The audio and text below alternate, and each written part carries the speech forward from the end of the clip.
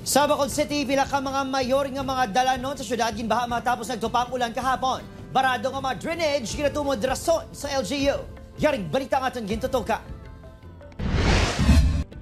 Ining sitwasyon sa pila ka mga dalanon sa Bacolod City kahapon matapos nagtupa ang ulan. Sa drone video nga kuha sa Bacolod Transportation and Traffic Management Department, makita ang mabugat nga lakat sa trapiko bangod sa baha. Sa sinin naman yung purok sa Barangay Mandalagan, nagsaylo na lang sa ikaduha nga panalgan sang Ilabalay ang pila ka residente. Pagpakong baha ko rin. Yung sa ko, saka na to ba lang, kakulang din. Kaya mo, kanang lang duta na malambot ang babaw man. Tapos, anong ipatasan nyo na? Hara naman. Taas gid, lapaw na sa amon ano ulo. Kay malapit na sa second floor namon. Kaya ara kami sa ubos gid mong pika-pika gid dampe. Ti lapaw na sa ano namon, ara na sa second floor. Ti ara na kami ang tarang gagabet ginapasaka naman namon padto naman sa third floor naman. Matapos ang pila ka oras, nag-subside naman ang baha.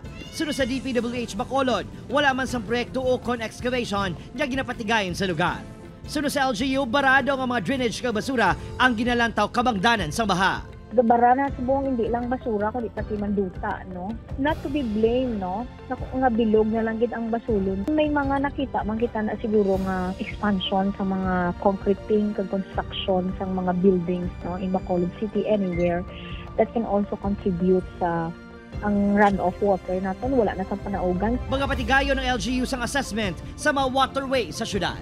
Opo, Kiril Casillo, Adrian Prietos, One Western Visayas.